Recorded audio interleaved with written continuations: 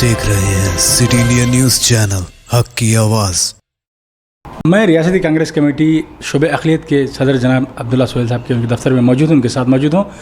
कांग्रेस जहाँ इन GHMC इंतखाबात में 146 नशिस्तों पर मुकाबला कर रही है, कहा यह जा रहा है कि मुकाबला राष्ट्र BJP और TRS में नज़र आ रहा है, लेकिन कांग्रेस मुकाबले में कहीं नज़र नहीं आ रही। लेकिन अब्दुल्ला सोहेल साहब उन कायदीन में शुमार किए जाते हैं हैदराबाद के, जिन्होंने रोज़ अज़ल से ही हमेशा ही कांग्रेस की तरक्की और कांग्रेस की मजबूती के लिए काम किए हैं और पूरे जाराना अंदाज में अब इंतखाबी में हिस्सा भी ले रहे हैं। तो मैं आज अब्दुल्ला सोहेल साहब से ये जानने के लिए यहाँ पहुँचा हूँ कि किस तरह वो अपने उम्मीदवारों की जो इंतखाबी मुहिम जो पीछे चल रही है उसको आगे बढ़ाने में वो किस तरह काम करेंगे। मैं इस सवाल के जवाब में आपसे एक सवाल करता हूँ कि आप दूध बोली का दौरा किए, पुराने पुल का दौरा किए, गांधी बाज़ार का किए हैं, पुराना शाली मंडे का किए हैं, आपको कहीं TRS दिखी? कांग्रेस और मजलिस चल रही है, कांग्रेस और मजलिस के दौर में लड़ाई चल रही है। तो ये बोलना है कि कांग्रेस के TRS और मजलिस के बीच की लड़ाई है या TRS और BJP के बीच की लड़ाई है, तो ये गलत बात है। BJP जो है TRS से अंडरस्टैंडिंग करते हुए, अम्माइम से अंडरस्टैंडिंग करते हुए बिहार में ये लोग जो है मजलिस मुस्लिम 51 सीट्स पर लड़ रही, और BJP जो है दिखावे को तो खैर एक 149 ऐसा बता रहे, बट वो लोग सिर्फ एक 25 सीट पर लड़ रहे हैं। और बाकी के जो है TRS जो है, जो 100 सीटों में 25 सीटें जो TRS इनको छोड़ी BJP के लिए। आप देखिए, जहाँ पर मिसाल के तौर पर जहाँ BJP को जिताना है, जहाँ TRS को जिताना है, जहाँ अम्माइम को जिताना है, वहाँ दूसरे पार्टियाँ जो एक डिम्मी कैंडिडेट डाले हुए हैं, जहाँ कोई दौरे नहीं हो रहे, जहाँ कोई बड़ा लीडर नहीं आ रहा। ये खैर उनकी अपनी हिकमत है, उनकी अपनी पॉलिसी है। मैं सिर्फ इतना कहूँगा कि कांग्रेस अपनी पूरी ताकत के साथ ये इलेक्शन लड़ रही है, और हमको पब्लिक के तरफ से जो है हिम्मत अफजाई भी बहुत अच्छी मिल रही है। पब्लिक की हमारे को कमेंट्स भी हमारी तरफ अच्छे हैं। जो हाल ही में जो बारिश से जो तबाह हुआ था, उसके बाद लोगों की मदद करना तो दूर की बात, वो 10,000 रुपये जो गवर्नमेंट की तरफ से अफेक्टेड लोगों को जो आए थे, उस्मान नगर तो आज भी भीगा हुआ ही है। मगर ये लोग क्या है मालूम, कांग्रेस और मजलिस, TRS और BJP, TRS वाले वो लोगों को अपने पैसे बांट लिए जो उनके करीबी है, अम्माइम वाले वो लोगों को बांट लिए जो करीबी है, मगर जो अफेक्टेड लोग आते हैं उनको तो पैसे आज भी नहीं मिले। बख़ैर जो पैसा जो बच गया 700 करोड़ में से जो आए थे, बच गया 100 पैसे, उसमें मजलिस को 50 करोड़, अम्माइम को 50 करोड़ 60 करोड़ दे दिए, BJP को 25-30 करोड़ दे दिए इलेक्शन लड़ने की मदद के तौर पर। और ये एक दिखावे के तौर पर आगे हम लड़ रहे, तुम नहीं है, तुम नहीं है, तुम नहीं है। तो मेरे को एक बात बताइए, कांग्रेस से खौफजदा क्यों है आप लोग? आप तीनों अंडरस्टैंडिंग में जब आए इलेक्शन लड़ने, तो जब आपको मालूम है कि आप तीनों अंडरस्टैंडिंग है, आप लोग चाह रहे हैं कि हम तुम में से जीतना है, तो फिर आप जो है इलेक्शन कैनवेसिंग टाइम जो है 7 दिन जो रह के 12-15 दिन रखना था। एक्चुअल से कैसा होता है, आप नॉमिनेशन के आते 5 दिन रखना था, विड्रॉल के आते 2 दिन रखना था, जैसा हमेशा होता है। नहीं, आपको डर है कि कांग्रेस जो पिछले 1-1.5 महीने में बारिश आने के बाद जो लोगों में जो NRC और ये लॉकडाउन वगैरह में जो कांग्रेस जो पब्लिक के बीच थी, फिर ये बारिश के उसमें तो 1 महीने 1.5 महीने तक काफ़ी करीब हुई थी। आपको डर था कि कांग्रेस जो है कहाँ अपना पल्ला भारी हो जाता कांग्रेस का, कहाँ लोग कांग्रेस के फेवर में जाते। अब हड़ाहड़ी को क्या करें, आप इलेक्शन डिक्लेयर कर लिए, और जल्द से जल्द आप जो ना रिजर्वेशन डिक्लेयर करें, ये बार कोई पुराने रिजर्वेशन पे आप एकदम धन बल के इलेक्शन को आगे। आपके कैंडिडेट्स को डिसाइडेड था क्या करना, हमारे को तैयारी के लिए सताया गया। खैर उसके बावजूद भी जो हम मैदान में हैं, हमारा मैनिफेस्टो के साथ है, हम हमारी पूरी हिकमत के साथ है। इंशाल्लाह हमको उम्मीद है कि आवाम हमारे को जो है नाउम्मीद नहीं करेगी। आवाम हमको जो है आवाम देख रही है कि TRS क्या कर रही है, अम्माइम क्या कर रही है और BJP क्या कर रही है इतने सालों से। अब मैं समझता हूँ आवाम जो है तंग आ गई ये लोगों से, ये लोगों की कम्युनल बातों से, ये लोगों की घुमावी बातों से, फेक वादों से। अब आवाम चाह रही है कि उनका काम हो, और काम होना तो जो है उनको मालूम है कि कांग्रेस ही एक ऐसी पार्टी है जो इनके साथ, आवाम के साथ जुड़ के खांधे पे खांधा, खांधे से खांधा लगा के काम करती है। अब्दुल्ला सोहेल साहब का कहना है कि आज मुकाबला अगर है तो तीनों जमातों का, एक तरफ तीनों जमातों का मुकाबला अगर है तो सिर्फ कांग्रेस पार्टी से है, और तीन जमातें मिलकर कांग्रेस के खिलाफ ये इलेक्शन लड़ रही हैं। इनका कहना है कि जहाँ कहीं भी कांग्रेस उम्मीदवार हैं पूरी ज़ोर के साथ अपनी इंतखाबी मुहिम में जुड़े हुए हैं, लगे हुए हैं, और इन इंतखाबात में तीन जमातें बनाम एक जमात कांग्रेस, इससे एक दो रुखी मुकाबला चल रहा है। लेकिन अभी एक सवाल अभी आवाम के जहन में ये चल रहा है कि जिस तरह से आपका मैनिफेस्टो आया है, मैनिफेस्टो में आप लोगों ने 50,000 रुपये जो सैलाब से मुतासिर की इमदाद के लिए ऐलान किए हैं, और 100 यूनिट जहाँ जिन घरों में बरक़ी सरफा होता है उनको मुफ्त बरक़ी सरबराही की बात की जा रही है। लेकिन आप अभी रियासत के इक़्तिदार में नहीं हैं, जीएचएमसी में अगर आपको इक़्तिदार मिलता है तो ये बातें, ये जो मैनिफेस्टो में बातें कही हैं, क्या उनको पूरा कर पाना मुमकिन है? देखिए साहब, ये तेलंगाना गवर्नमेंट चलाना बोले तो सबसे बड़ा फंड आपको जो जाता है वो जीएचएमसी से जाता है, इससे तो आप वाकिफ़ हैं। और कांग्रेस मतलब ऐसी पार्टी नहीं है कि यूं चाह के बैठ गई। कांग्रेस एक मुकम्मल यूनिट है, और यहाँ पर दानिश्वरों की बेपनाह मतलब दानिश्वरों की इतनी बड़ी तादाद है कि जब कुछ प्लान बनाते हैं, जो मैनिफेस्टो बनाते हैं, तो ऐसा नहीं कि 15 लाख रुपए दे देंगे, 12% डाल देंगे, ऐसा नहीं। पूरी हिकमत के साथ, पूरी प्लानिंग के साथ ये हुआ तो कैसा करेंगे। हमने वादा किया 4% देंगे, हमने दिया 5%, 4% हमने दिया। हमने कहा आरोग्यश्री करेंगे, हमने किया। हमको मालूम था कि सेंट्रल गवर्नमेंट कांग्रेस की आएंगी या नहीं आएंगी, या सेंट्रल हम क्या पैसे देंगी नहीं देंगी। हमने जो करंट का माफ़ करना है माफ़ करें। अब जो है आप जो बता रहे हैं कि जो है हमने जो 50,000 रुपये जो वो करें, ये पैसा जो दे रही, किसका पैसा दे रही साहब? जी, आपको मालूम है जीएचएमसी को टैक्स के तौर पर सालाना कितना आता है? उसका अगर से हम एक 2-5% भी अगर से हम उसको निकाल के हैदराबाद के आवाम पे खर्चा करते हैं, ये इंफ्रास्ट्रक्चर को छोड़ के, तो 50,000 रुपये देना आसान है, बहुत आसान है। मदद करना बहुत आसान है, और हमारे पास हिकमत है कि हम कैसा देंगे, मगर हम देंगे, हम बट्टाबाजी नहीं करेंगे। और हम आपको बता रहे,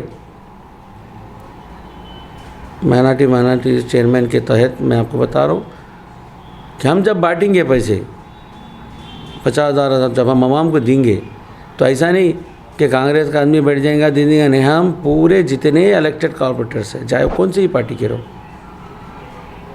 हम उनके सामने जाके उनके साथ आइडेंटिफाई करेंगे, हमारे गवर्नमेंट ऑफिसर्स का आइडेंटिफाई करके हम पहुँचाएंगे। हम ऐसा नहीं करेंगे हम टीआरएस के कंडे डाल लिए, 10,000 रुपये दे दिए, फ़ोटो ले लिया, अम्मा के कंडे डाल लिया, ऐसा नहीं करेंगे। कांग्रेस एक ज़िम्मेदार पार्टी है। लोग आज भी मुल्क को अगर से सलामती से रखना है तो किसके तरफ बोल के उम्मीद की नज़र देखते हैं, तो कांग्रेस की तरफ देखते हैं। तो कांग्रेस हवाई में बातें नहीं करेंगी, कांग्रेस की मैनिफेस्टो हवा में नहीं रहेगा। और कांग्रेस को मालूम है, आप कांग्रेस, आपके ज़रिए मैं आवाम से गुजारिश करता हूं कि कांग्रेस का मैनिफेस्टो अच्छा पढ़िए। अगर से आप कांग्रेस को अगर से पूरी तरीके से मेयर बनाने में मदद करते हैं या मेयर लाते हैं हमारी, तो हम आपको बता रहे हैं कि उसमें से एक भी मैनिफेस्टो में अगर से 5 साल में कम हो जाता है या नहीं होता है वादा, तो आपके पास इख्तियार है। 5 साल के बाद फिर आपके पास हम आना ही पड़ेगा। मगर हम आज तक कौन सा भी मैनिफेस्टो बीच में नहीं छोड़े। हमें तो मैनिफेस्टो बनाए, पेपर में दे दिए, उसके पॉम्पलेट बना दिए, छाप दिए, नहीं होता। हमारी मैनिफेस्टो कमेटी बनती पूरी।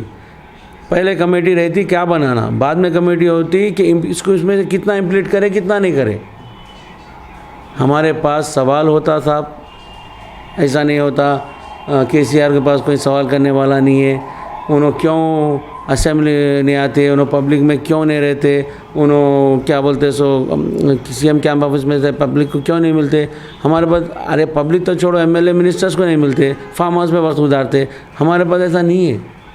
हमारे पास जो भी रिप्रेजेंटेशन ऑफ जो भी पब्लिक का नुमाइंदा है, जो जीत के आता है, वो पब्लिक को भी वक्त देता है और पार्टी की पॉलिसीज़ में भी पूरा वक्त देता है और कैसा आगे चलना वो भी वक्त देता है। तो ये कांग्रेस और दूसरे लोकल पार्टियों का फ़र्क सबसे बड़ा ये है साहब कि कांग्रेस के पास हाई कमांड होते हैं, सवाल किया जाता है। इनके पास कोई हाई कमांड नहीं है, जो मर्जी में आया बोल दिया। कल के दिन बोले भाई भूल गया, मैं ऐसा बोला था क्या, तेरे बाप को बोलता हूँ 12%। ऐसा नहीं होता कांग्रेस में। कांग्रेस में जवाब देना पड़ता, तो जो वादा करते हैं वो जवाबदेह होते हैं। एक और अहम सवाल मैं आपसे करना चाह रहा हूँ अब्दुल्ला साहब के, क्या वजह है कि ये कुछ कायदीन जो कांग्रेस का दामन थामे थे मस्जिद से निकलकर और बड़ी शिद्दत के साथ कांग्रेस के साथ जुड़े भी थे, और गुज़िश्ता जीएचएमसी इंतखाबात हैं और असेंबली इंतखाबात में भी बड़ी शिद्दत के साथ कांग्रेस की तायद में काम किया था, लेकिन अचानक इस इंतखाबात से कबल उन्होंने फिर दोबारा मस्जिद का दामन थाम लिया। क्या आपकी क़यादत इनको रोक नहीं पाई, या फिर ये इनके अपनी ज़ाती मफाद हैं जो इन्होंने अपनी पार्टी में अपनी वफादारी को तब्दील किया? देखिए साहब, पहली बात तो मैं आपको बता दूं कि अगर से आप जा रहे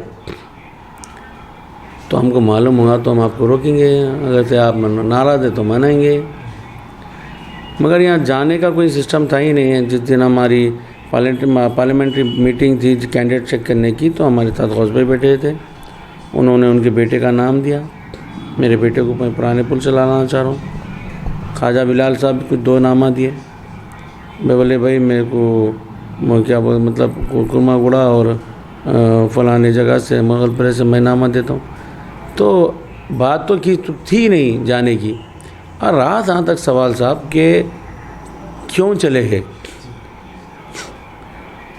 तो नाराज़गी से तो नहीं गए, ये बात तो तय है। हाँ ठीक है, अब गए तो साहब ये इनका अपना पर्सनल मामला है, मैं इसमें आपके साथ कुछ ज़्यादा बोल नहीं पाऊँगा। आप उन्हीं से बेहतर पूछ ले तो काफ़ी अच्छा रहेगा। रहा सवाल जहाँ तक, तो कांग्रेस साहब जो भी कांग्रेस में आता है, कांग्रेस उसके साथ उसी तरह रहती है जैसा कि कांग्रेस में अपने भाइयों के साथ जिस तरह से रहते हैं उसी तरह रहते हैं। उनके हर चीज़ में उनकी राय मशवरा होती है, हर चीज़ में उनके साथ बातचीत होती। मगर वो जब जाते हैं तो कांग्रेस की आप ऑफिस को कभी देखेंगे आप, गेट कभी बंद नहीं होती उसकी। कोई आया तो क्यों आया नहीं पूछते, कोई जा रहा तो क्यों जा रहा नहीं पूछते।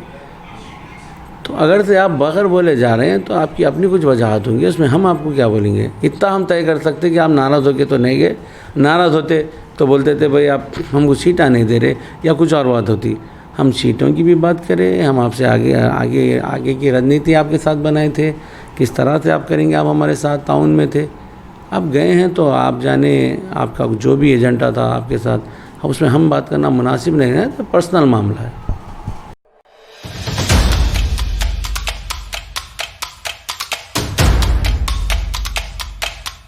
आसाम के चुनिंदा बागात से चुनी हुई ताज़ा दम चाय, एफके आसाम चाय हर घूंट में ताजगी लाए। एफके gold tea, एफके family mix T, एफके ज़ैफ़रॉन leaf tea, एफके green tea मुख्तलिफ 4 अक़साम में दस्तयाब हैं।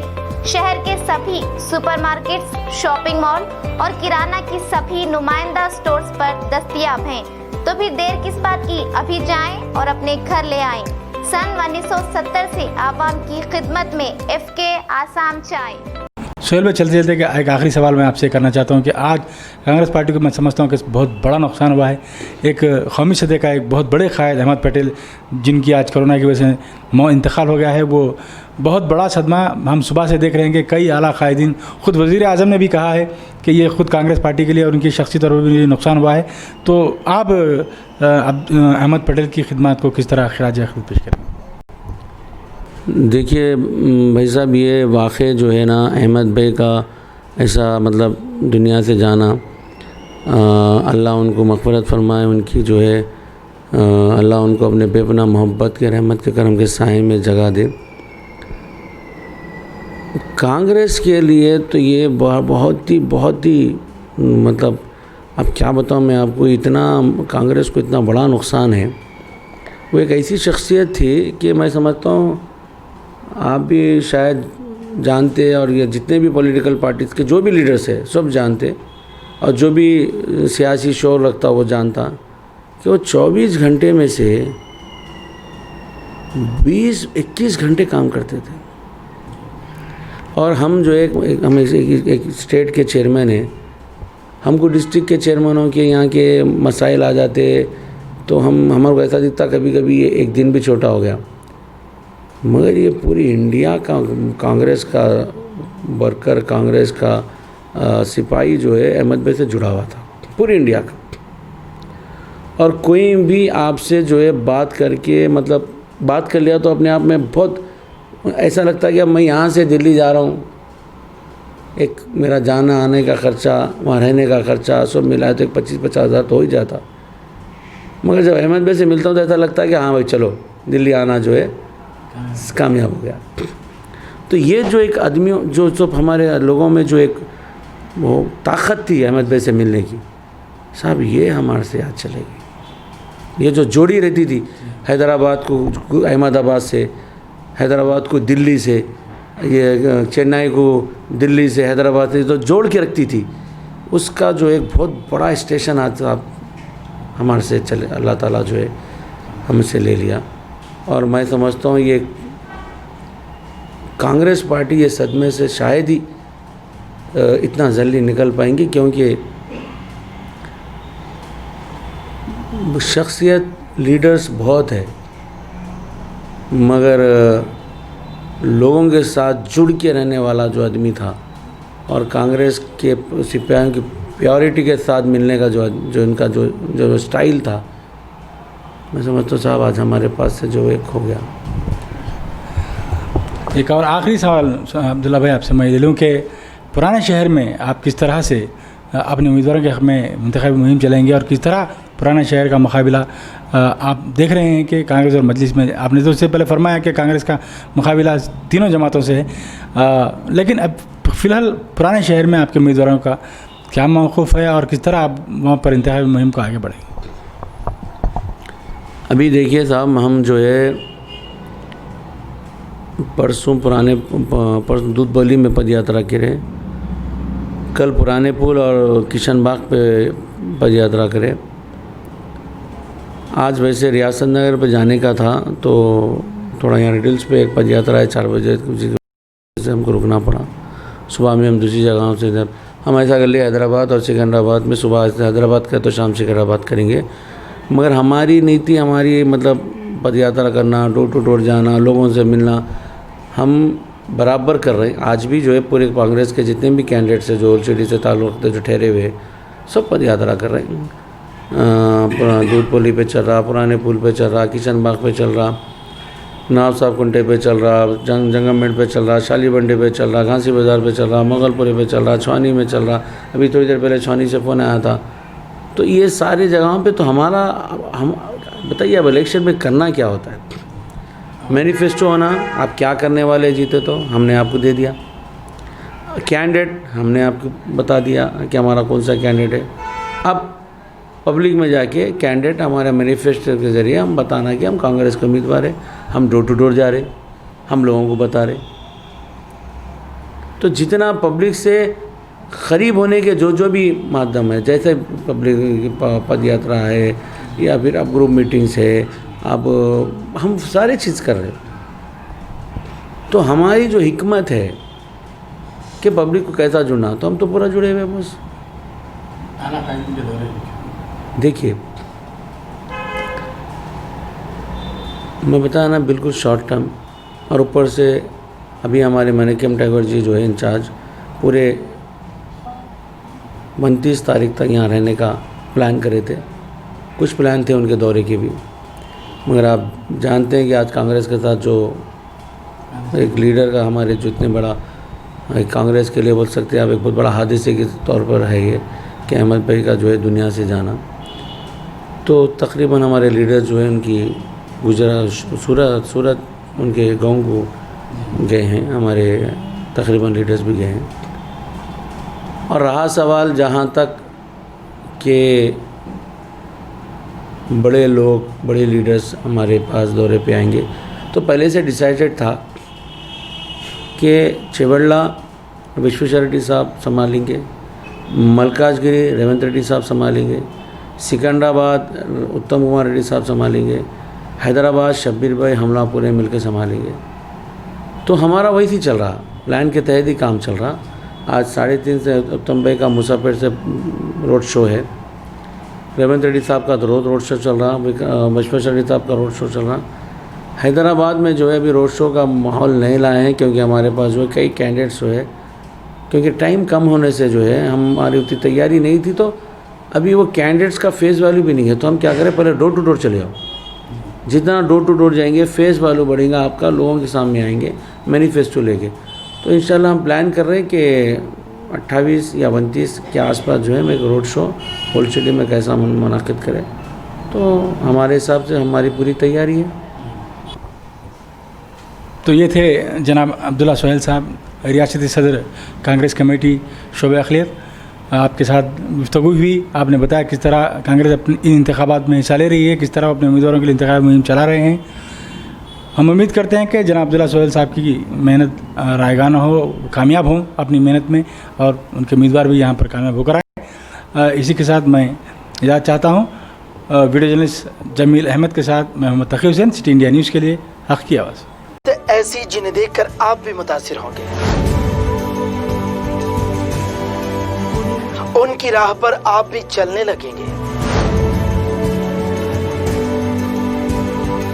जो अपने सफरे हयात में कभी रुके नहीं, जो कभी थके नहीं, वो आगे बढ़ते ही गए और कामयाबी उनके कदम चूमती गई। हम आपसे ऐसे ही शख्सियात से मुलाकात करवाते रहेंगे।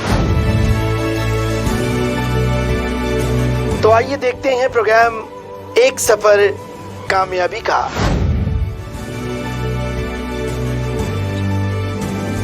आपके अपने अशरफ ज़ीशान के साथ सिर्फ और सिर्फ सिटी इंडिया टीवी पर।